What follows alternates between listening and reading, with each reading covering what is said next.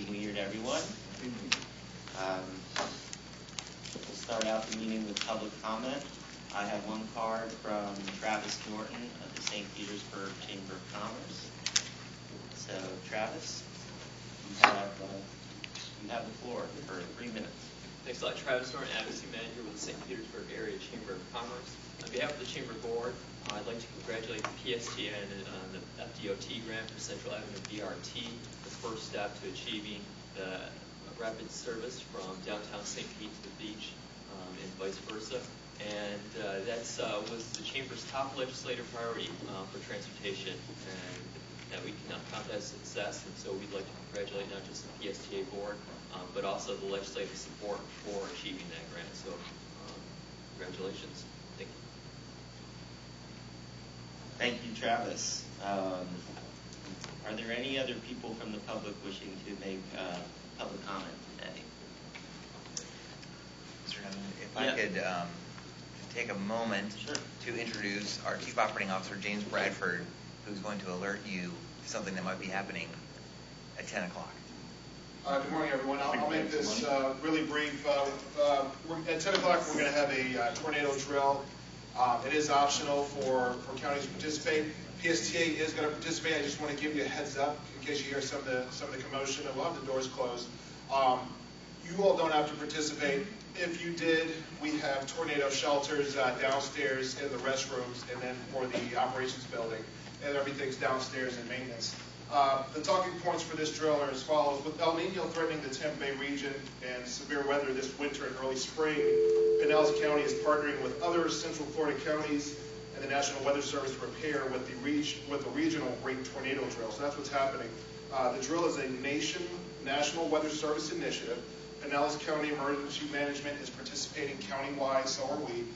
Everyone's urged to participate in this drill, so PSTA is going to go through the motion.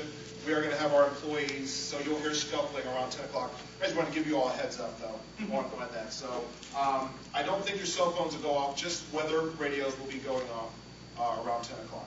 So that's it. I do have a couple of flyers on this if you all are interested. I'll just pass it around. And I'll keep the door closed. Okay, thank you. Yeah. All right, we'll move on to, so at 10 o'clock we'll just shut the door and the meeting will continue. That's okay. Okay. Good morning, Robert Stewart's on from Orlando. How is everybody? Good morning, Good. Robert. Good morning, Robert. Good morning. You're on speakerphone, and we're just getting started. This is Ben Diamond, and we're just getting started on the meeting. Great, thank you so much. Thanks. Okay, so we'll move on to action items. The first action item is the approval of the November meeting minutes. Motion approved. Second. All in favor? Aye. Aye. Minutes are approved. The next action item is to appoint new committee officers. So we have a committee now of 4 members, I believe. Commissioner Long, myself, Commissioner Beavis, and Commissioner Johnson. We will be getting a 5th member, is that right? Potentially, as a result of the nominating committee meeting On Friday. On Friday? Yeah, that's right. So we need to appoint a chair and a vice chair, and I will open it up for nominations.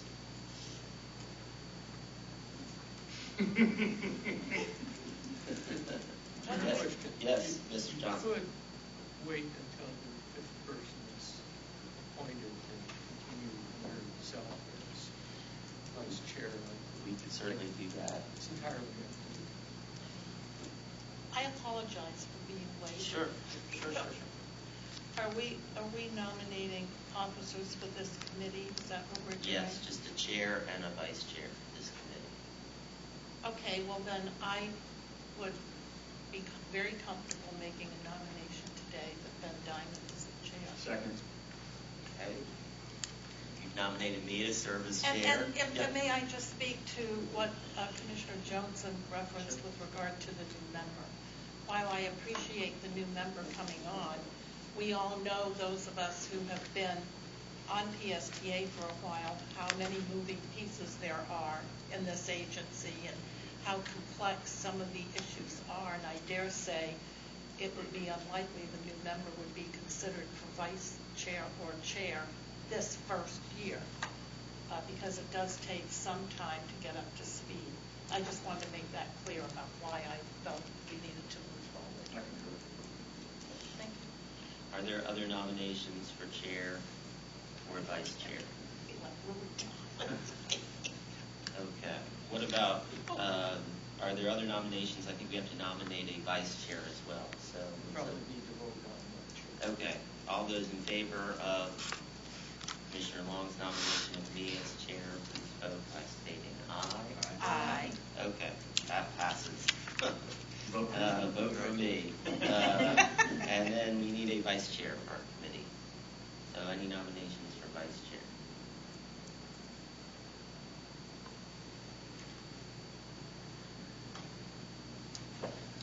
Well, I could nominate Janet Long. Second. okay, great. So we I have do a. know something about the legislature. Yes, Commissioner Long is a former representative from Pinellas County. Seems well qualified to serve as in this role. So we have a nomination and a second. All in favor? Aye. Aye. Okay, great. So we'll move on to our work today, which is our state and federal legislative agenda. And let's start with the state agenda. Brad, you want to give some comments? Yes, good morning and Happy New Year. I'm very happy that we have our entire government advocacy team either here and with Robert on the phone. So we'll start off, if you're okay with that, we'll start off getting an update on the state agenda. My goal is for the committee to review both the state and federal agendas that the board adopted last August and make any revisions to that. I think there will be some revisions since, as Travis noted, we have gotten a lot of things accomplished over the last 6 months. And we'll have maybe a brief presentation first from the Tallahassee folks, Alan and Gray Robinson, and then from Vanscoy. We'll get to the federal piece. So with that, in front of you is the state legislative agenda, state legislative priorities that were adopted by the PSTA board last August for 2016, with the note that I added that the Central Avenue Bus Rapid Transit request for design funds has been accomplished, and as our number one priority. So you can see what remains there, and which, Robert, for your benefit, is the Clearwater Beach Tampa International Airport Express Route, and increased transportation disadvantage funding for urban counties, including Pinellas. We have a regional priority that remains, which is the Regional Farebox Project with HART and the other transit systems. And then we have a number of other state positions. With that, I guess, Robert, would you like to add any update? Or Chris? Brad, Robert here. Yeah, I first let me apologize for not being with you today. I had planned to be and had something come up here in Orlando that I needed to be present for. That was kind of a command performance. So Chris is my better-looking teammate, so he'll fill in for me there in person. Let me start also by letting you know I had a chance last week. I took the family over to Clearwater to visit Winter the Dolphin, and I got to ride the Clearwater trolley, and it was awesome. So it's the first time I've ever actually ridden the trolley, and kudos to you guys. It's so cool. My kids had a blast, and it was just a fun trip over to y'all's neck of the woods that we will remember for a long time. So that was a lot of fun. I wanted to let you know. On the state piece, and Alan and Chris can certainly fill in the gaps here, but the legislature goes into session 1 week from yesterday. As we've talked about over the last several months, this is an early session brought about both by a desire from the legislature to potentially move to every other year, even-numbered years being in January, February, odd-numbered years being in the traditional March and April, but it's also expedited a bit as a result of the presidential preference primary in mid-March and folks wanting to be not in session for that. and just a general desire in the election year to move it up.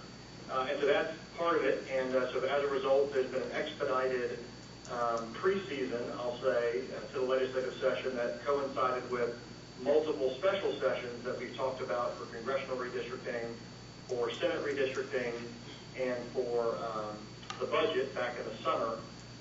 On the redistricting side, the congressional side of things is effectively done, at least as far as the state legislature and the state courts are concerned.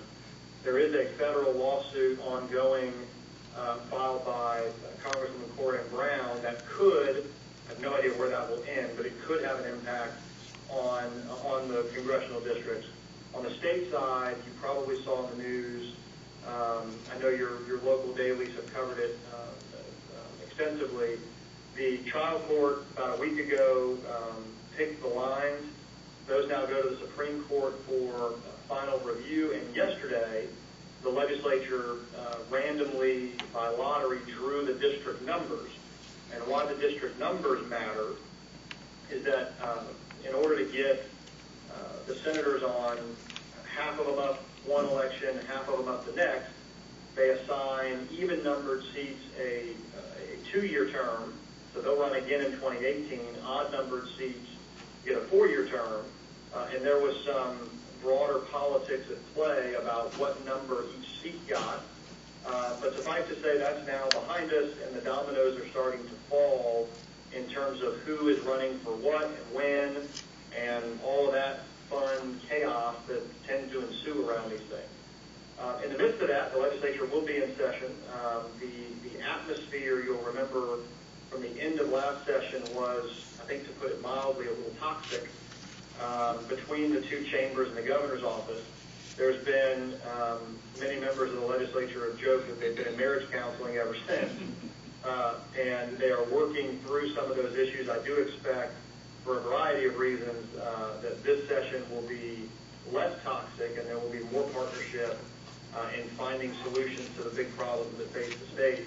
But as always, the only thing the legislature is constitutionally required to do is pass a budget. So we can rest assured that will happen.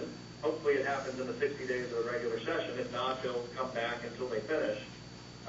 But that's kind of the political landscape that we're walking into next week. And Alan, Chris, if you all have anything to add, I'd love to welcome your thoughts. Sure, I'll just add a little bit about Mrs. Allen, a little bit about Pinellas and how those seats seem to have worked out.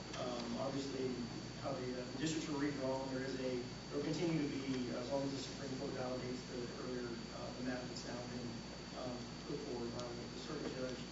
South St. Pete will be drawn into a Hillsborough district that will come across as it currently somewhat does, which will be Darrell Rousseau will run for that seat. Senator Brandis will be running for the seat that is kind of the current seat that he's in. Senator Latval will be basically Wilmington North. So there, obviously, depending on the outcome of those three elections, there is an opportunity where Pinellas County will have three very strong voices in the Senate, which is somewhat unique for most counties. Most counties don't get three, maybe south of those counties. Again, we'll see how those all be contested elections. We'll see how they work out. Senator Latval's seat was probably the most Republican performing seat, and he's the incoming appropriations chairman. I have no doubt he will be re-elected probably very handily. Senator Brandis will have a little bit of a tougher race in his district, but I think that he's a priority for his party. And Representative Rousseau will have a very tough fight because the majority of that district is in Hillsborough. But again, it could be very good for Pinellas County if all three of those folks are elected. As I said, Senator Latval is going to be the appropriations chairman as far as he's going to be re-elected. Senator Brandis, although he probably wouldn't say this, his intention is to ask President Negron if he could be the 10 appropriations chairman, which is Senator Latval's current position, which is over the appropriations of all transportation issues, which would be very good for this area and some of the things we're working on. So that's kind of the politics of Pinellas County and how things seem to have lined out. The other piece, Senator Brandis will actually, instead of having an 8-year term, if he's reelected for all of his terms that he would now be eligible for, he will actually have 10 years in the Senate instead of the 8 years because of how a 2-year election, then another 4-year election. So with the 4 he's already had, and then the being a total of 10. So I thought a little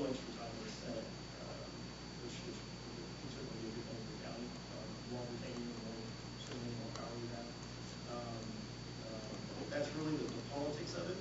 On our issues, I would say I met with Senator Brands last night when I got in town, and he was very complimentary about PSTA and some of the things that we're working on here, some of the changes that he's seen, some of the things that he supports, that he feels like Uber being one of them, the TNC work that we're doing, he's very supportive of and appreciative of.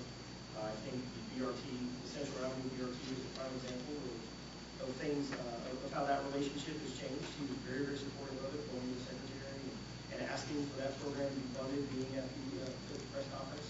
He used that as an example of the things that he would like to continue to do with PSTA. He was very, very direct with me, including the TIA route, although that's not in his district as the transportation chairman. He thinks that's a good idea. That's something he would like to help with. So I would just say congratulations to the board and to Brad and the staff for putting the policies and procedures in place to change that relationship and to make that a little more, from his perspective, a little more cooperative and be him, quite frankly, to be champion of some of the projects that are being pushed. I think it's a very big thing for this year and for the future. On our other project, I will say that we have confirmation on the TIA project that has been submitted to the appropriations committees in both the House and the Senate.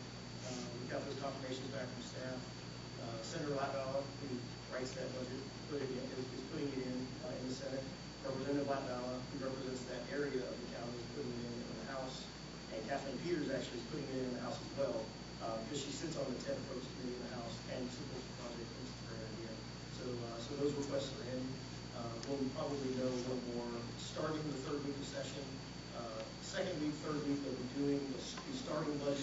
We're not going to see a lot of projects, but they'll start, and they'll finish the budget, take a little break for a couple weeks, go back to policy, and then get into the conference process, which is where, as we learned last year, where the real work is done on a number of these programs. So from a starting point, we're in a very strong position with the chairman and folks on the committee, and the chairman's son, quite frankly, have put the request in, and I think that's about as good as far as we can ask. Well, thanks for that update, and I want to thank the state legislative team for all the work that you guys are doing. Let's open it up for questions. Commissioner Long. Yes, Alan, what is the specific request that has been made in the Senate and the House? For the TIA project, it's $2.1 million in operating funds, and that request, there's a form that actually you have to fill out in the Senate and the House now. It's a public record. We worked with Brad and his team, with Cassandra and Robert and Chris and all of us to come up with a language, but it's essentially $2.1 million 1 year for operations to do that throughout the state. And that's the same amount of money that was being applied for in the House? Yes. Yeah, the request for it. All right. Commissioner Johnson. We recently, I think in September, attended a meeting with all of our reps, and I think it was Arthena Joyner was the first one that started, and the rest of everyone, including Peters and Latvala, and all of the rest joined in, and it was probably the most verbally aggressive part of the address that we heard, and it was against one thing. Right. You were there, correct? Yeah, I heard about it. Okay, so we have the person that writes all of the requests and proposals, Latvala, and we have Brandis, and they're just as opposite and working against each other, and sometimes I wonder where we should be. I know what the people that I represent in the city that I represent feel about it. So where do we need to get to? I think that what we've done to date is the right path, and that is to, there are things that both of them, there are different areas and goals of this organization that they both support and want to help with. So let's use the areas where they agree with us to ask them to move us forward and try our best sometimes, quite frankly, my job and Trish's job and Robert's job is to stand in the middle of the two of them while they're throwing punches at each other and be the guy who they punch. And that has happened sometimes, and that's okay, that's our job. And it's to make them understand and compromise. And Uber is the prime example. I'll use that as the example. When I spoke with Senator Latvala after that meeting, he was very vocal about his thoughts and feelings. But when we got down to it, I wouldn't say it was a misunderstanding. I think he needed some clarification on getting the politics. If I took the politics out of it, between he and Senator Brandis, on the execution of that program, he had a concern that this was only about Uber and it wasn't going to include taxis, it wasn't going to include all the other transportation network companies, and that certain entities, Uber, were going to be given special privilege when it came to insurance, background checks, and the sort. And what we were able to do is work with Brad and staff and sit down with the senator and explain to him that wasn't the case. Here it is on paper. They're both meeting the same requirements. If you don't want to do it in your district, that's fine. We'll pick another area, and that's what happened. And now we're to the point where he doesn't. I wouldn't say he likes the idea, but he's certainly not upset about it, and he's not mad about it. And he's kind of shrugging his shoulders and saying, "Well, that's what you want to do. Do it." But I think that's what we have to do. We have to stand in the middle of the two of them and let them vent if that's what they want to do, and then sit down and have a logical conversation about how we move forward and use use those areas where they do agree with us separately, because there are very separate areas where they agree, and try to advance as many of the goals here as we can. Commissioner? Yeah, well, two things. Before we move forward, could I ask our advocacy team to just join us at the table? Yeah, I was about to do that too. It was a little awkward. Starting to have my Yeah, back. come join us, guys. Yeah. Please come and give Harry and Steve. No, just come on. There's Come on plenty in. of seats. We're all part of the same team here. Is this so you can throw something at me? Is that No, what but I like to Just look wanna turn at her people. back. I like to look at people when I they're agree with that. talking, and I like to be able to look at them when I'm talking. And so now that I have the floor, what was my point going to be? I think this is a very good time to bring up another topic when you're talking about legislative. Probably is the same kind of thing at the federal level as it would be with our state partners. And that is, you don't go to a public hearing and announce a brand new project or opportunity without first vetting it through our team.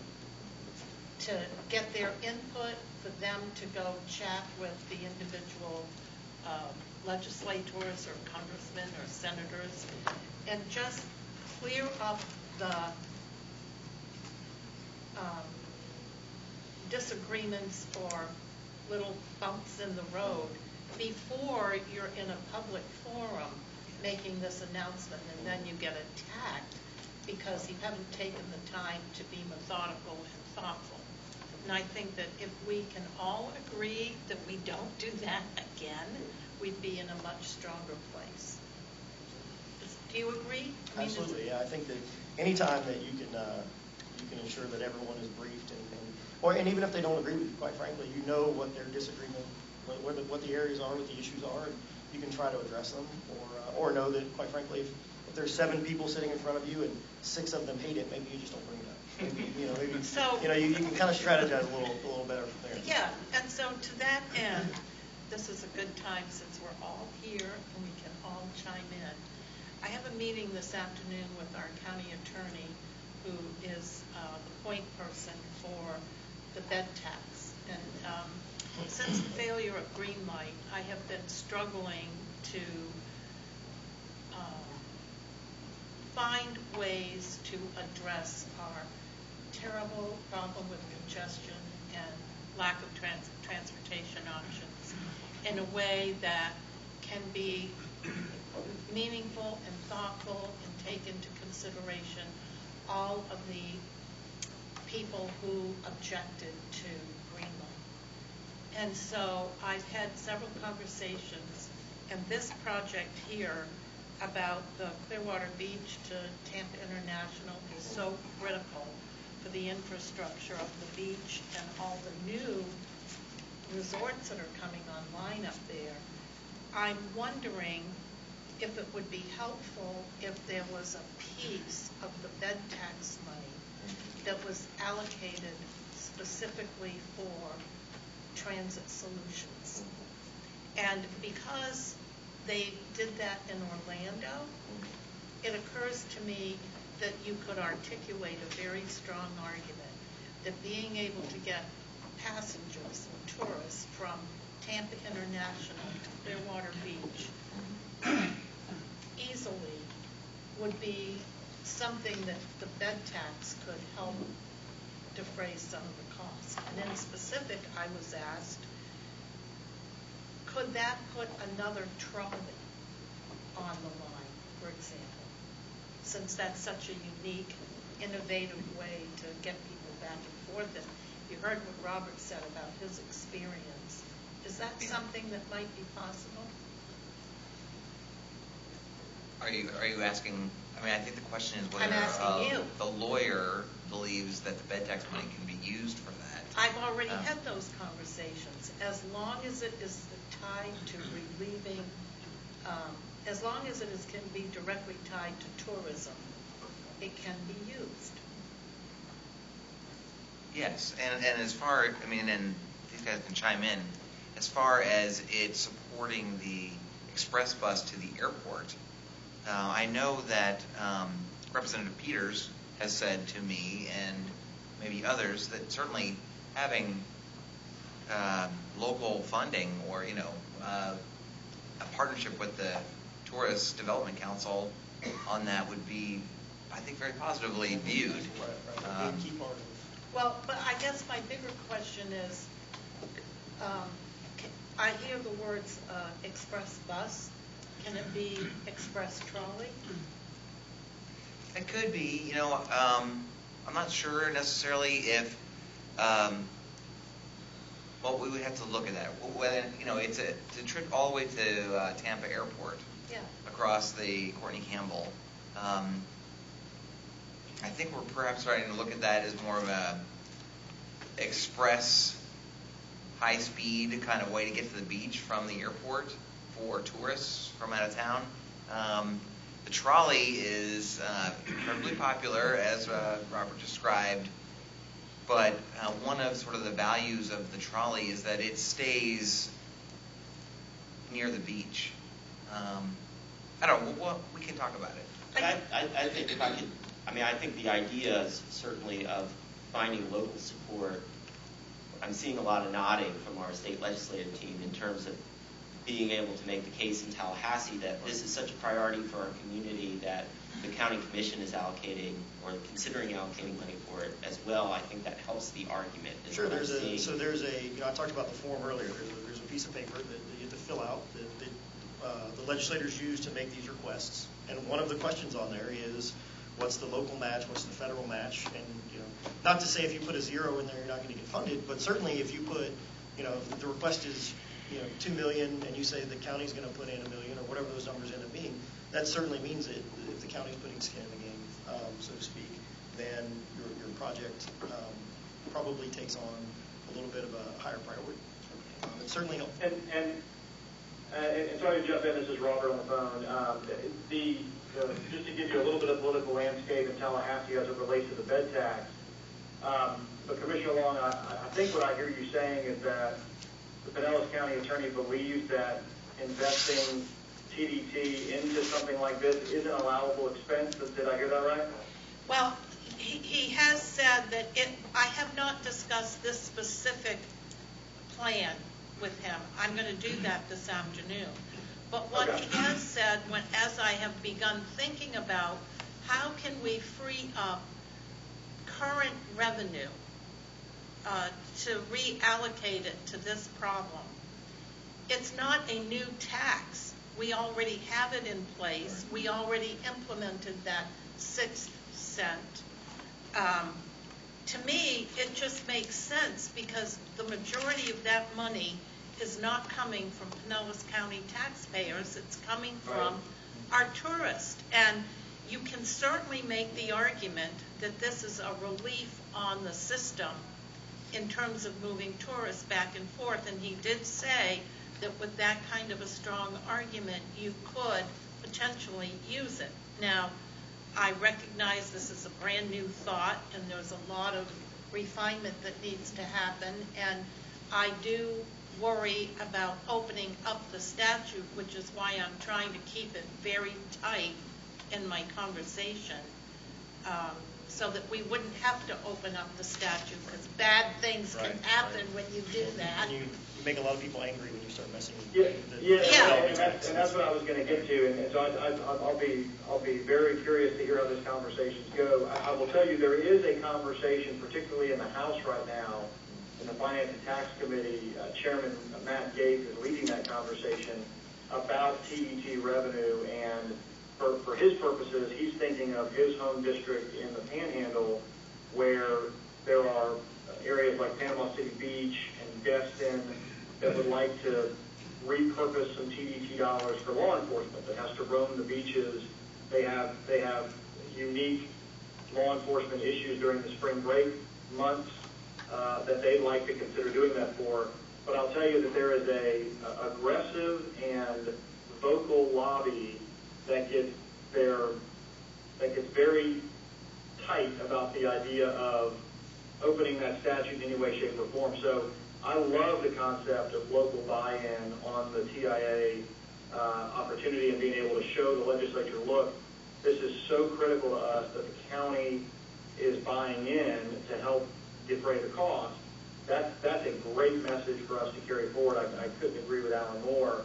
I would just caution that while we can try to carry the message about TDT, any changes to that statute always send off alarms inside the Capitol. And Commissioner, I'm sure you remember the fights from your days in Tallahassee. So just knowing if your county attorney believes it's an allowable use already will be an interesting message for us to carry.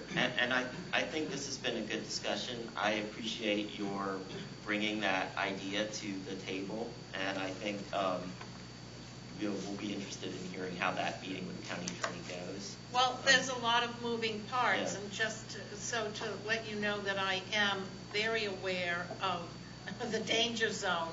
I'm scheduled to meet with him this afternoon. I have a meeting on my calendar to meet with David Downing, who's the head of the TDC, and I'm also going to have an in-depth meeting with Joe Lopano out at the airport next week. So I'm trying to dot the I's and cross the T's and ensure that, you know, to the folks who are standing up in opposition for whatever reason, that we can address their concerns in a thoughtful, meaningful way.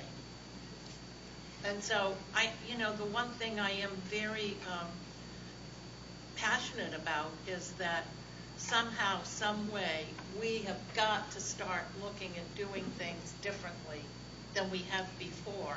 Because if we keep on going the route we're on right now, we're just going to have the same result.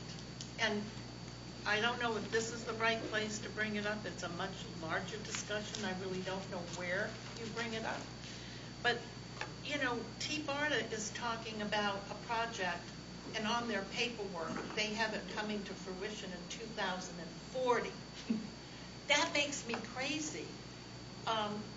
Cassandra, I'm sure you're up to your eyebrows in that kind of conversation, but the way the world is moving and how fast technology is advancing, is there anyone else here in the room that thinks that talking about planning these things out to 2040 is a way to move forward? It just seems counterintuitive to me. I heard you make that comment before, and I appreciate the feeling of urgency of wanting to make some change, which I think we all feel. I want to move the discussion along, if I can, to the federal issues, because I'd like to try to conclude the meeting at 10:30, if I can, because that's what the agenda says. And so, Brad, I'm going to shorten your presentations to about a 5-minute briefing at the end on the trips. Is that okay? That's fine. And then we will have about 20 minutes or so to talk about the federal issues. Before we get off the state issues, though, I'm just curious on the Clearwater express bus route. The thing that I thought we did well with the BRT project was kind of coordinating with the St. Petersburg Chamber, the St. Petersburg business community, and making it clear that this was a project that had support from broad interests in the Pinellas delegation. And I'm just wondering what we're doing with this Clearwater Express. I'm kind of looking to you, Bill, to talk about that. The Regional Chamber of Commerce, Zach Thorne, has said that he would be willing to go up with the PSTA to participate and support them. The Regional Chamber is totally supportive. It's part of their legislative agenda as well. The Beach Chamber is not opposed to it, but they're just kind of wondering how it's going to work. And so that's the thing that I'm trying to get the city of Clearwater and PSTA to talk a little bit more about what are some of the possibilities for the pickup and because there's congestion out on the beach as well. So that just it's kind of like we've got to be able to work this out, figure it out, but again, there's a little bit of a question. Yeah, Mr. Chair, we are following the same formula that was successful in Central. Here we have a number of letters of support. I know Bob has championed the list of them. I can't remember. We have Dunedin, the Clearwater Chamber, of course, the airport, the TDC have all already sent us letters. I think we have a broad support from the delegation already for this project. But as we've just been discussing, this is going to be a very I think a harder project than the Central Avenue or any of our other projects, because we are asking for perpetual funding. Right. Forever. Because we are planning to do things differently and contract this out to a private operator to provide the service. So there's not a capital component to it, or not a significant capital. It's just running the route, running the service, which is operating dollars. So what the ask to the legislature is really needs to go through the Florida DOT. Florida DOT does provide operating dollars to PSTA and has a pot of funding that is perpetual, but it's much harder to get at because it's very valuable. So the formula I think we're following is a good one, and we've got great support, probably maybe even more support than we had for Central Avenue, quite frankly, in total for this one. But the lift is maybe a little bit harder too. Right. If it was easy, it would have been done already. Right. Yeah. So to move the agenda along, which I appreciate, I'm wondering if the committee would be willing to support essentially recommending to the board this agenda with our priorities as listed here. We no longer need the Central Avenue BRT as a state priority, but the Clearwater project, the transportation disadvantage funding, Okay. and Is there a motion for the draft priority? So moved. Is there a second? Second. Okay. All in favor? I have a question. Yes, ma'am. Alan, when I asked you about the money, the $2.1 million that was in the appropriation, is that for number 2 or is it 2 and 3? Number 2. It's number 2. Well, what is the amount of money we're asking for number 3? So the conversation we've had, we have not made the official on-paper request for number 3 because we're having a conversation with FDOT and with the legislature on how they want to handle that. So transportation disadvantaged, as many of you, if not all of you know, is a formula. There's a statewide formula, and it's breaking down by counties, et cetera. So we've had a conversation of, is the better approach to try to simply increase the overall amount of money statewide in the base budget, or should we specifically ask for additional dollars in Pinellas? The problem with asking for additional dollars in Pinellas is, depending on how session goes and how the governor feels at the end of session, that could become a line item that certainly could be vetoed. That could open up the floodgates where other counties are now asking for a lot more money. We're trying to strike a balance of exactly how to attack that. The number that we've at least put on paper is that Pinellas County, I believe, was $1 million We asked for $1 million extra for Pinellas. How we get there is what Robert and Chris and I and others with the legislature are working on. How do we make that ask in a way that we can actually accomplish it and satisfy kind of all the stakeholders? So you'll fix that, and get back to Yes, us? absolutely. Okay, well, then we can. Okay, there's another question, yes. Before the 20th? Will we know the answer before the 20th? Yes, before the trip to Tallahassee, correct. Okay, because it's really, Right, yeah, so we're meeting with Senator Latvala and with some folks at DOT next week, and that's one of the two, obviously, the two main topics, is to figure out exactly. And Kathleen Peters is very, very interested. She's actually done a tremendous amount of homework and had several meetings trying to figure out the best way to approach this. As a member of that committee, she has said that this is a priority for her, certainly for Pinellas, but possibly even statewide. So we're supposed to get together with her next week. Hey, any other questions on that issue? I just a comment on that. I just think that item number 2 is imperative that we get that fixed. And I think, the Central Avenue, I think Brandis was in favor of it. Latvala was kind of last year, and he came on board with it. But having both of them in favor of this, I spent the entire holiday making trips back and forth to that beach, and it was miserable. And I appreciate Commissioner Long's comment about the TDC because they continue to advocate for advertising, continue to bring people to the beach. But if we can't get them there, it's not really a pleasant experience. So I think it's imperative that get fixed. Long term. Okay, so we have a motion and a second to adopt the state legislative priorities draft. All in favor? Okay, any opposed? Okay, it passes unanimously, even though I didn't quite hear other people voting. yes. Okay, great, and thanks for that discussion. I think that was a very good discussion, and we'll stay tuned for January. So let's move on to the federal legislative work. And Brad, you want to kick it off? Yeah, and I would like to introduce Harry Glenn, who I think you all know, and Steve Palmer with Van Scoy Associates, who Steve is our transportation guy in D.C. and was very helpful to us and very successful for us in the past 6 months.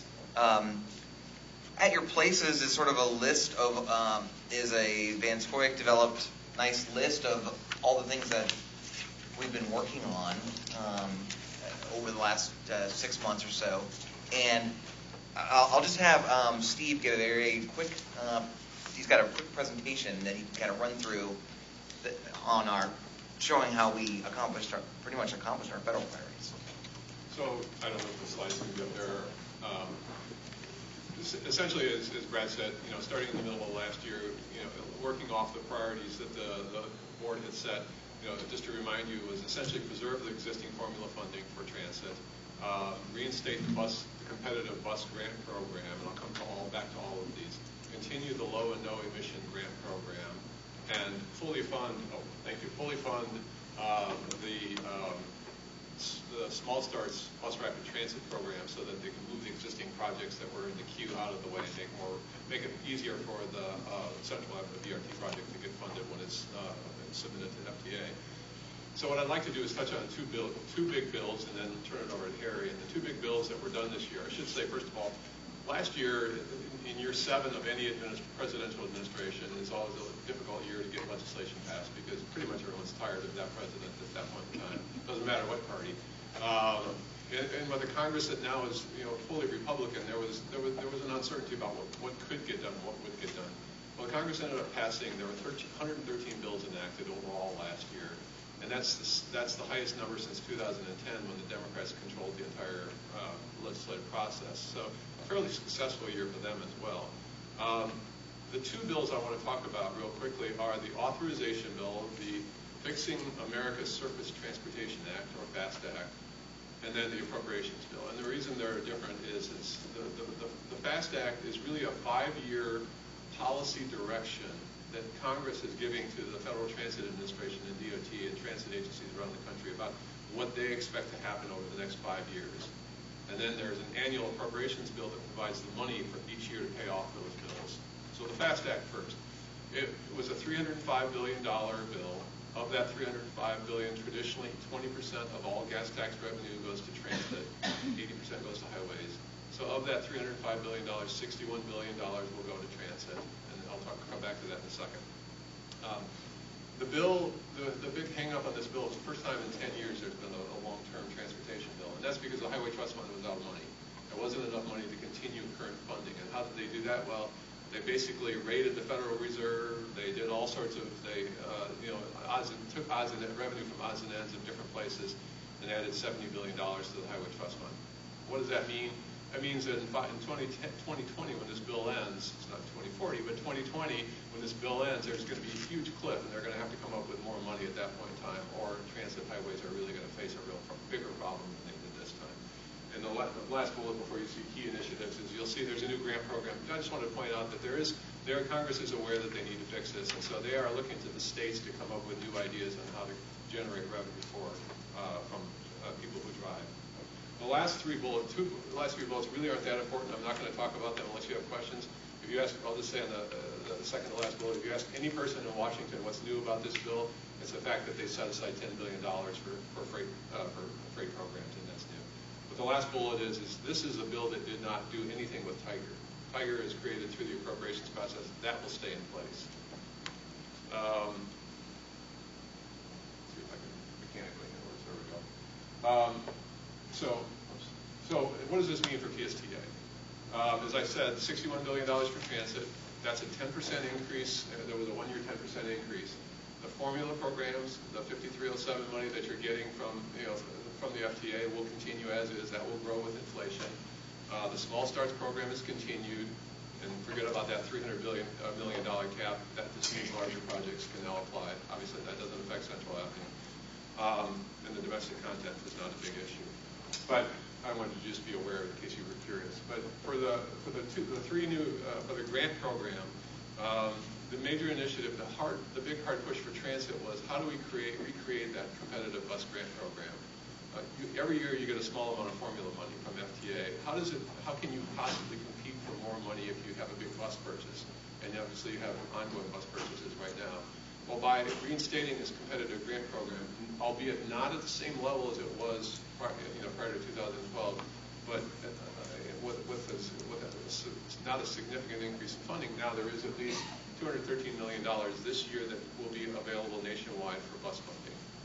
And that's for bus and bus facilities. So not just buses, but if you have a maintenance facility or any needs like that. Guidance will come out of FTA this year and how they want to have that grant program. We don't know that yet. So that money will become available, and we'll then obviously work with Brad and staff in terms of how to best compete for that funding. The low and no emission grant program was also continued. There's only been one round of grants so far. The PSTA has an application pending with FTA right now, but this will provide $55 million for the next 5 years, each of the next 5 years for that program.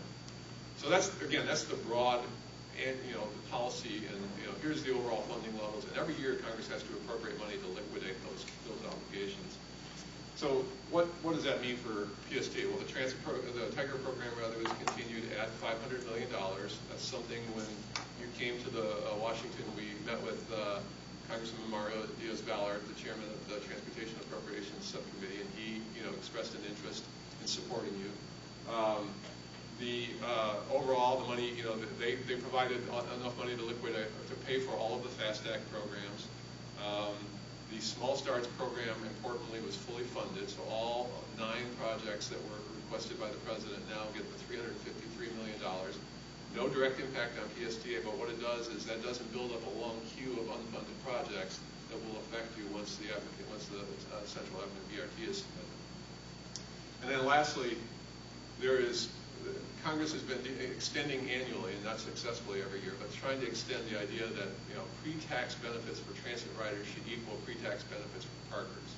They finally got to the point at the end of last year, and I think the last bill that was passed was basically saying transit and parking should be in parity, so that employers now can offer transit benefits the way they offer parking benefits, and that will hopefully then filter down to PSTA where there are additional riders who can then say, okay, it's cheaper for me now to take transit than it is to park the car, or it's as cost effective.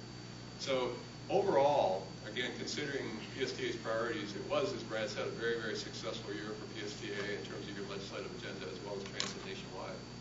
Let me turn it over to Harry, and then at the end, happy to answer any questions or no. Thanks, Steve. So, as Steve said, it was a good year, as Brad indicated. We've been on board with you all for 6 months. It's been a great, fast-moving 6 months, and I want to thank you for your show of support and all your staff support for what we're trying to do for you. One of the things that Steve talked about was your legislative agenda last year, and you had a couple of priorities on there. And one thing that wasn't on your agenda, and the first meeting I came to the legislative committee meeting last August, we had Congressman Jolly on the phone, and you all expressed, the legislative committee expressed frustration to him about the ongoing short-term extensions of the highway program. And he committed his support for trying to make sure that there was a long-term extension in this 5-year extension. We're hoping it would be 6, but it's 5 is a good start, and that was one of your primary concerns at that time, so that was addressed. One of the things that you did really well last year, I think, was Commissioner Long was there, Chairman Rice at the time was with us, and Brad came up. We had a good October meeting with your delegation, and the delegation to a person was very supportive of PSTA. It was a great introductory meeting for some of them to learn about what you're trying to do. We hope we can repeat that again in this year. But one of the things that you were able to do was got a letter to Chairman Schuster from all the members of your Tampa Bay area delegation, not just the Pinellas delegation, but the 2 Hillsborough County congressmen also. One of the first times I think we've had 5 congressmen on a letter in support of transit initiatives. It was a great, proud of that. Great bipartisan letter. And as Commissioner Long and Brad know, in one of the meetings we went to with the congressional staff, they indicated how important that letter was to Chairman Schuster in trying to resolve some of these things in the final highway bill that Steve talked about, particularly the competitive bus program. And so those letters are important. Your engagement is important, and I think it's important that you continue to talk about those things. I think Commissioner Long just talked about, in reference to the state, trying to talk in advance with legislators about things you're trying to do so they're aware of what you're working on in the future. It was good that we did that in last October. I think it's important we do it again this spring and give them some updates. So it was a good year, had good results. And now we want to talk about our legislative agenda going forward. I think Brad had a draft legislative agenda here for this year for your committee and for the board to consider. Some of the things on last year's agenda have dropped off because the highway bill took care of those.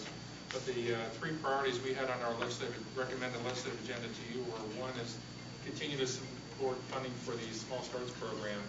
As Steve said, the omnibus appropriations bill funded all those Small Start requests for the current fiscal year. Our goal, we don't know what the president's request will be for Small Starts. His budget comes out on February 1st. We'll monitor that and let you know. But whatever his request is, he will presumably recommend full funding for all the Small Starts projects that are in the queue coming forward. We want to try and make sure they continue to be fully funded so that when your Central Avenue BRT project is ready to go, whether it's next year or the following year, that the queue is clear and that there's plenty of funding available to do that for you. And so we want to make sure that your delegation supports the Small Starts program, and they have in the past. We also know you have an interest in the Tiger Grant program because you had a joint application with PART for your joint fare box effort. And it wasn't successful this time. Unfortunately, Florida got no Tiger grants this year, which is something that the delegation has clearly protested with the Department of Transportation. And if you decide to go forward with that next year, we want to make sure that the appropriations includes enough funding to support additional Tiger grant projects. We're hopeful that Florida gets a little better consideration next time around. And the third item on our legislative agenda was just to continue, as Steve said, to monitor the implementation of the FAST Act. There'll be a lot of grant programs, regulatory issues that will come out that will have an impact on PSTA, and it's important that you all know what those are and you participate in the development of those regulations and development of those grant programs. So Steve is the smart guy on transportation issues. He'll continue to make sure that he monitors those and shares that information with Brad and the board and the staff and your committee. So those are the 3 things we put on our legislative agenda for this year. The other thing we wanted to talk about a little bit is when Commissioner Long, Commissioner Rice, and Brad were up in October, we also went over to the FTA and had a very good meeting with the staff at the FTA to talk about prospectively about your Central Avenue BRT request. And I think that was a very helpful meeting. It provided some clarification and I think helped redirect the project a little bit because Sanford and Company have been working on the paperwork on that. I want to make sure we continue to work with you on that. want to continue to make the delegation aware of what the timing is for that, and so that they continue to be supportive, and then when the time comes, make sure we get the appropriate letters of support from the delegation for that BRT route. So, all in all, I just want to say in closing, it was a great 6-month run. It was kind of a sprint for us. We really enjoyed working with you, and we see great things coming down in the future. So, happy to answer any questions. Let's take some questions. Commissioner Long. Harry, thank you and Steve for that update and summary. I'm just incredibly proud of the work that you've been able to do in such a short amount of time. But I was hoping, Harry, that you could share with the rest of everyone the emphasis that the FDA folks put on ensuring that when we put projects forward, they are regional in concept, and how critical that was going to be going forward in the future to receiving federal dollars. Sure. And I'll talk about that locally, and then Steve can talk about, he's had experience with other clients of his who also successfully applied for Small Stars projects. But it was very clear they wanted to see broad community support for the project. That was, I think, the first thing the FDA staff talked about. And we want to help you do that. I know when you applied for the LONO grant, we were able to get the entire congressional delegation to send letters of support, including Senator Nelson, for the project. But it's helpful for that. I want to do the same thing when the BRT project goes forward. But it's also important, and Travis is here from the city of St. Petersburg, the Chamber of Commerce, to make sure that the local community and business organizations also come about and support the project, because the FDA did indicate they want to see broad community support, that this isn't just a St. Petersburg project, it's a Pinellas County project, it's a Bay Area project. So we're happy to help. We put in our federal affairs strategy and timeline that one of the things we want to do is make sure we get a broad list of supporters for your project, and we'll start working on that as soon as we can with Cassandra and Brad and staff here.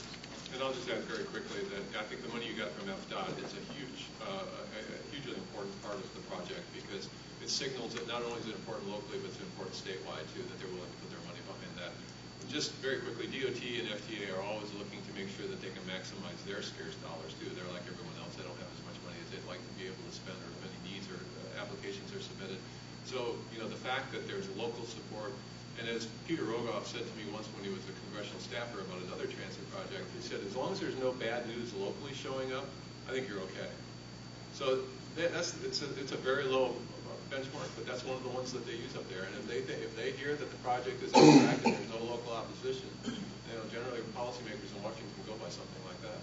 They were also impressed, I think the FDA staff was also impressed about the amount of work that's gone into this already, how much engineering and how far ahead you've gotten in this project. A lot of the projects they were saying in the meeting we had were not nearly as developed as yours are at this point in the process. And so, commendations to you and the organization for getting so far so early in the project. Other questions? I don't really have a question, more of a request. That's a great presentation. I love bullet items. Is there a way we can get a copy of that? There's some great numbers and information in that. And I want to thank Steve and Harry for the work that you've done in the 6 months, and to commend this committee and also the board for making the decision to get a federal lobbyist. I think it was one of the smartest moves that we as an organization have done, and I believe it's already paying off big, and so I think it was a great move. I know we had some hesitancy when we decided to do it, but I think it's been great, and thank you guys for the 6 months that you've really worked hard.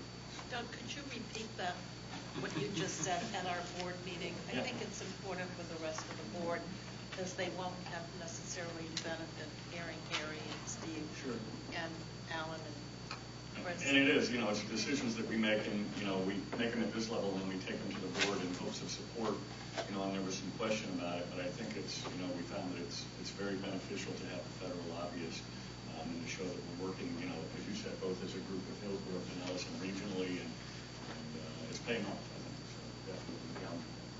I agree with Jan. Go ahead, Patty. Some of you in the room are not old enough to remember that John Carson put St. Pete on the map. And he was talking about green benches, and that's where all the seniors go. God's waiting room. Quite a few of those comments. I'm sorry I lost my voice. I have a great concern that what the Area Agency on Aging presented to us in our last transportation disadvantaged meeting was that we are going to see very soon a tsunami of seniors needing transportation disadvantaged services. In this past year, we had to increase the amount that the seniors and disabled had to pay. My concern is I know that the rural areas needed more transportation, but we still are the most concentrated, not only in the numbers of people we have in this county, but in the numbers of the persons that use GD funds. Although we didn't get an increase, we need to keep up with our needs. And we're really looking at an increase. What do we do, 1,000 rides a day?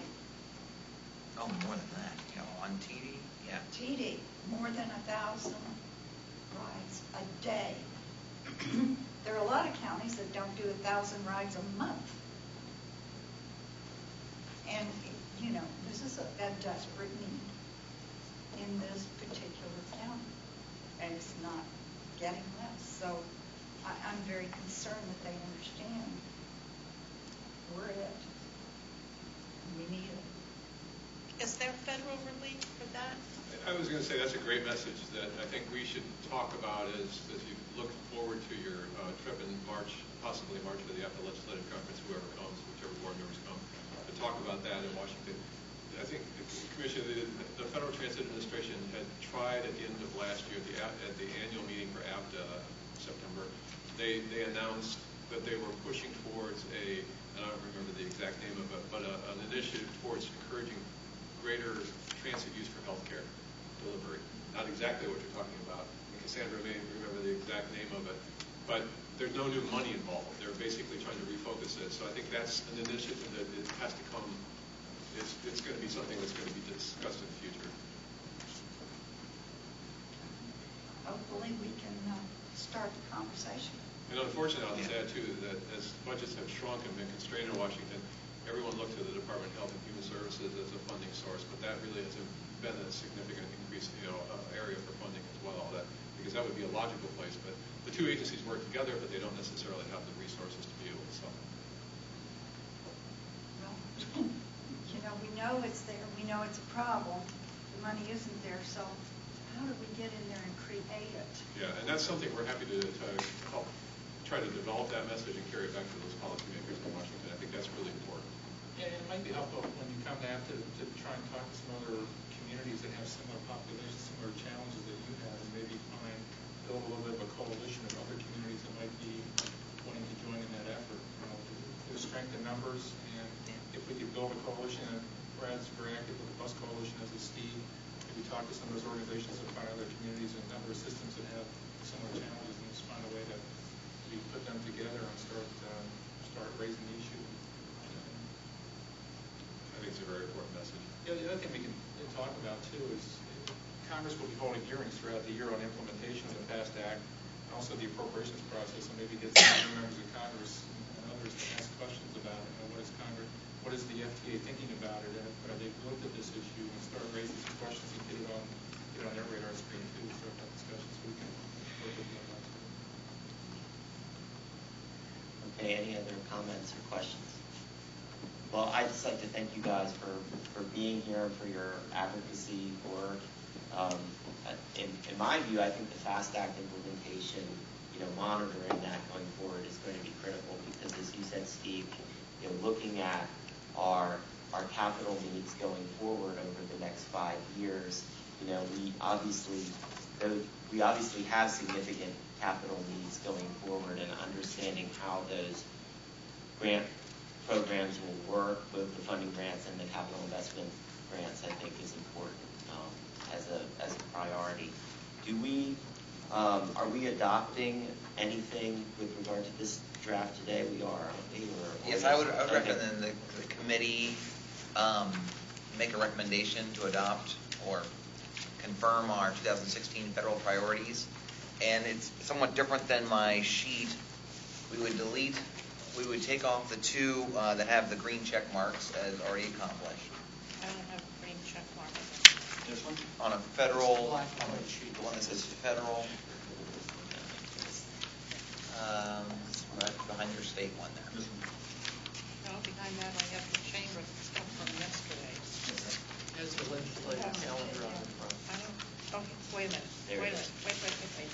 Okay. And it follows along very closely with the one you were looking at, which was one that Harry put on.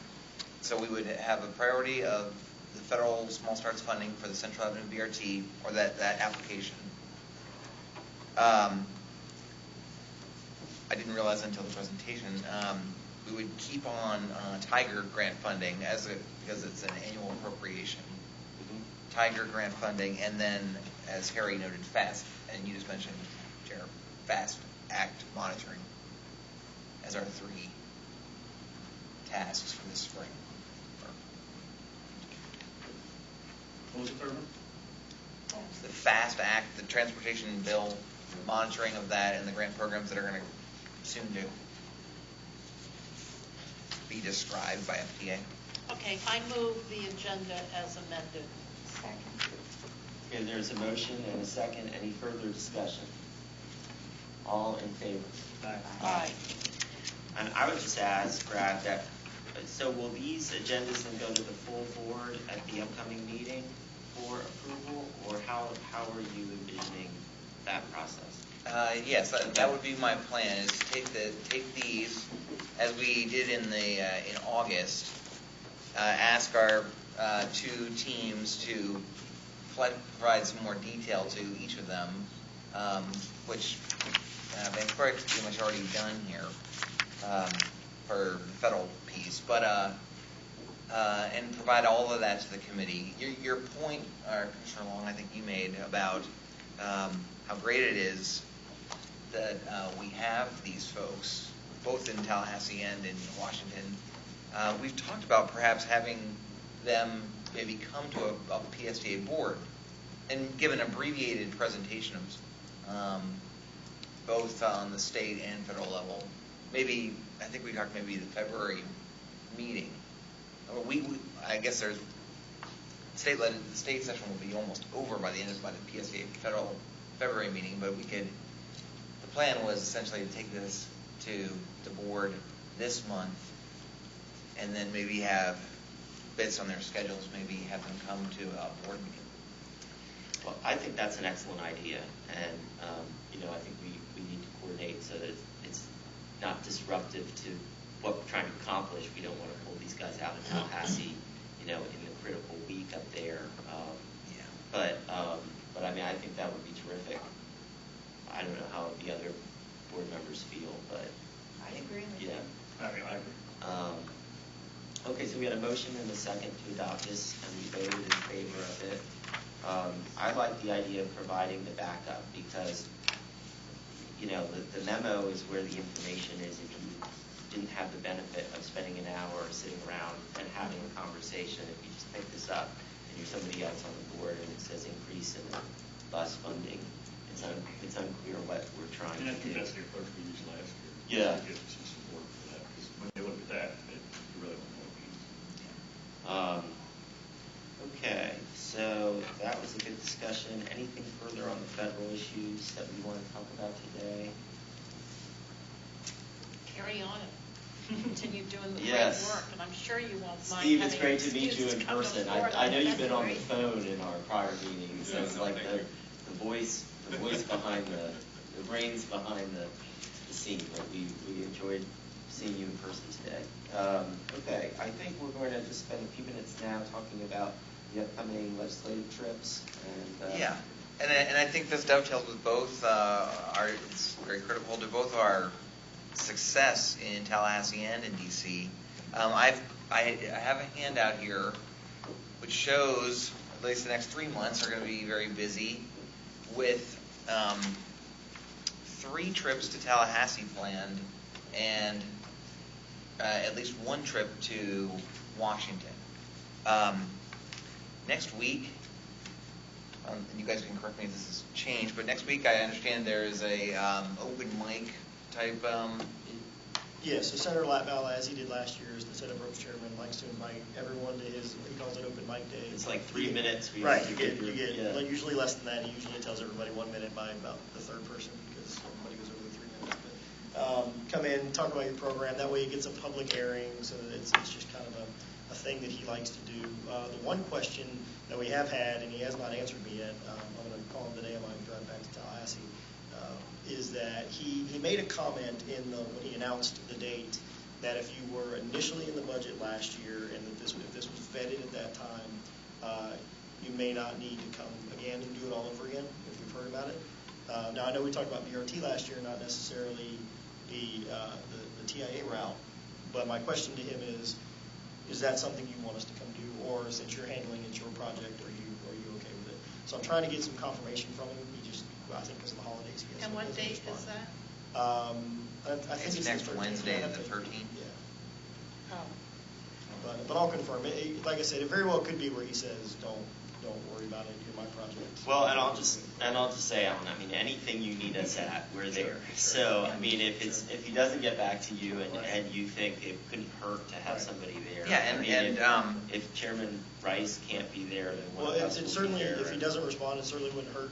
My only concern with asking was he made a specific point of these people don't need to come, because he knows he's going to have 500 people in his committee room. Right. I mean, I know you were there last year. Right, but that's not a good day for me, so if there's any way you can get me out of it that day. Well, you all are going to be there the next, what is it, a week later? Well, yeah, so what Commissioner Rice has already said that she would be able to go. On the 13th? Next week. Great. If Senator Latvala doesn't think it's necessary, my thought was that we would, and Commissioner Rice said she can do this, do like last year and go up the day before, and then maybe even have some meetings with Senator Brandis and Latvala, I don't know, in the morning. If it could be valuable that way, we could still do it. Then the following week is the Transportation Disadvantage Day and Florida Public Transit Day. And Commissioner Johnson has agreed to go with me and Ross. Ross is not here anymore. Ross Silver is our mobility manager, who's very knowledgeable about those TV issues, to go to Tallahassee again. And then down in February 10th and 11th is the chamber, is the Pinellas Chamber. Is that what it's called? Yeah, Pinellas Chambers Which one trip. is that? That's February 10th and 11th. And Commissioner Long, you had, I thought, put that in your calendar as a potential that you could go to that. But certainly we would invite the whole board to that. Great. Plus, it's not so ridiculous. Oh, you guys wrote it in Parliament. Yeah. This is the bus agency, so transit agency this year. So. Yeah. I may be able to go on that trip. I may as well, I'm looking at. Yeah, Okay, and then APTA is in March, it looks like, as Harry was saying.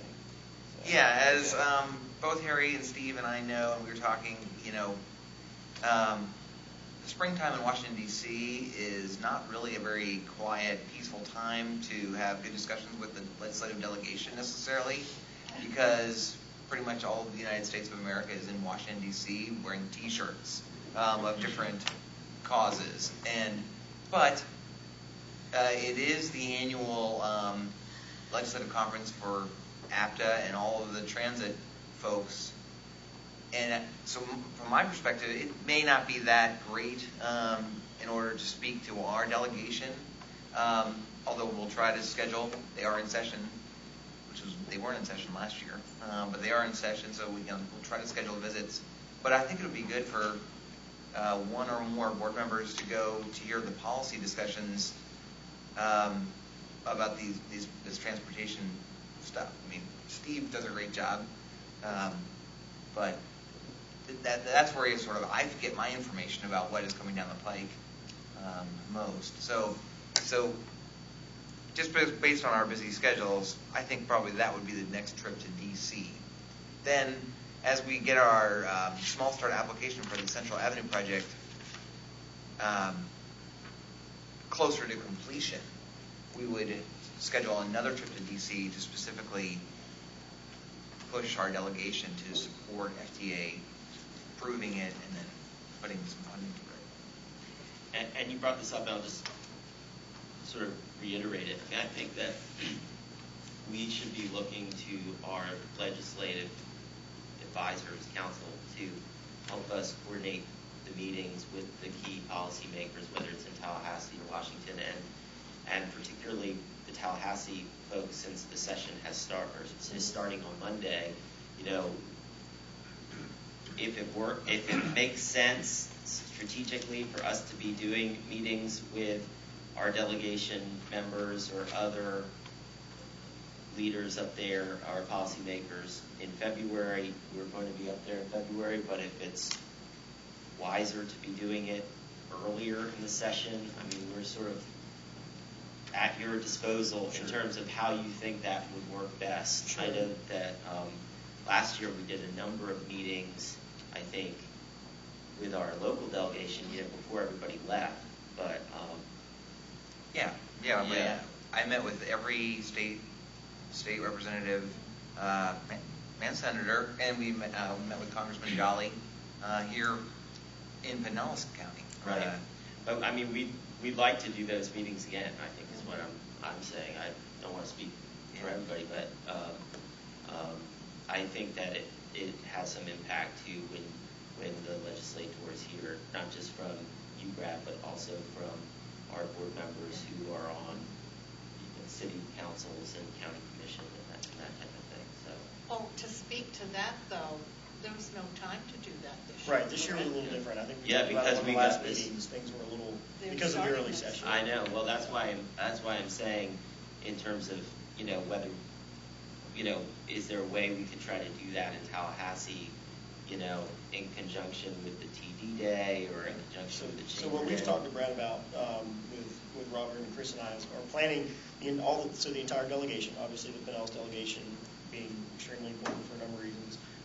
Chair Clay Ingram from Pensacola, who is Jack's counterpart in the House, and then members of FDOT staff and leadership who are over, who we've met with already on the BRT issue, but also to follow up and talk about this TIA and transportation disadvantage and the other issues. So yes, our goal is to use these Tallahassee trips that you see on the calendar, not just for the stated purpose that's on the calendar, but also to have all those meetings. Okay. And to talk about specifically the priorities that you all have approved today. So is there an opportunity to get them, probably hard to say this far out, but when the chamber goes and the folks that are on the transportation committee, for example, when you talk about the broad support, right. Is it possible to get them all in a room at the same time? I don't know, maybe a dinner or... So there is and Travis can speak to this a little bit. I know there is a reception again like there was last year, because I'm sponsoring it. So well, it's hard to talk. But I'm not sure that serious. I'm not sure that at dinner, but I think there could be Thursday between 1 and 2:30. There's a gap, but we can also on Thursday, if we need to get out of some of those meetings with local delegation, which we've already met with, we can. I can work with Alan and others to sort of set meetings like that. Right. As you know, the problem is going to be they're all going to have different committees to go to, and you may get two or you may get one, you may get two or three at a time. But I think we'd have to be flexible. But yes, I think that's a very good point. I think all the regional people in town, having them also talk about these as priorities could be very helpful. So that's something that I think we'll try. Great. Any other comments on the trips? No, I'm just very appreciative of all of you being willing to spend time doing this. I mean, and I do think it's very beneficial to have board members. Not that we all know that all of our senators love me so much, but they love you. So it's very good that you're coming with me. Thank you. Okay. Future meeting subjects, other business. Anyone have any other items we want to discuss? I just want to make sure that I'm clear when we bring this up for the board discussion at the end of January. These priorities we already adopted in August. That's what this paper says, right? We adopted them as a board in August. Right. So I just don't want a situation where other board members think, why are we adopting our priorities now when the session is already 3 weeks in at that point? Do you see? I mean, it's just a way of sort of framing it in the board packet. Right. I can think of one person that's probably going to say that, so we do need to. Well, I mean, in terms Well, of... maybe there's a different action than adopting as new. It's really sort of taking off all the accomplishments. Well, I mean, I just wanted to make that comment because I think that the board has already adopted these in August, and what we're really doing, as you said, is sort of Updating. yeah, I mean, Yeah. I think it's a constant process of looking at our priorities and looking at where we are in the various legislative processes to understand how we're doing. So I just didn't want that to be sort of mischaracterized at the board meeting as we're somehow late to the process. Does that make sense? Well, maybe, So, yeah. maybe a better So- way to message that is instead of focusing on adopting legislative priorities, we are updating our legislative priorities to reflect the accomplishments. I like that better. That's just And yeah. what we still yet have to do, and it gives us another opportunity to give kudos to our advocacy team Right. for the work that they have done, because without them, it would be highly unlikely we would be having a reason to celebrate great success. Well, I agree, So and thank- I don't want to wordsmith it to death, but Right. I'm just sort of cautious of how that is presented. So, Good- Well, and I think it's good because the point. direction the board set that last year it was so short-tracked because of this time schedule. Right. That we didn't have a time, and so it was because of the board saying we need more time to discuss it, that it was adopted, and so it's just an update, so right. I certainly don't want to reopen the can. Okay, so we'll have the minutes reflect that we've handled it in that way. Good. Okay, all right. Any Good. other comments? Thanks. Thank you guys all for being here. Okay. Thank you. And it's hard to do this meeting in an hour, so I don't know who puts these little time things on the side. But Well, it they're more- stresses me out. We talked about It is So- stressful because They're aspirational. Well, I think But- before we do the next meeting, we'll talk about these little time things Yes. so that we don't It's feel better so to have- constrained. Because Yeah, Steve but flew you're all the the way chair. from wherever he's from, Washington, to. Because Yeah. you set the rest of your calendar for the day around this, and Right, then it start can early. really stress you out. Yeah. If at 11 o'clock you're supposed to be somewhere else. Well, which and is then that's- what happened to me today. And that happens to all of us, so Yeah. we'll plan the next one, I'd rather together, start we'll early. look at it. Yeah. Rather start earlier? Yeah. Yeah. I'd rather start earlier too. It's I- 9:30, I mean- relaxed time was set by Commissioner John Maroney. Well, I mean, for those of us that have Well, I think other, Wingate was you part know, of it. commitments, which we all do, I mean, I think at 8:30, 8:30 or 9, whatever. yeah. Bill? 9 would be, yeah. 9? 8:30, you're still kind of in rush hour at 9. Okay, let's start the next meeting at 9 then. Yeah. That sounds better. Well, we did address part of the reasons why I wasn't talking to you all, because I had like, Thanks, everybody. Y'all have a good one. Thanks, Rob. Bye, Thank Robert. you. I'm Thank you. sorry, thank you. I was going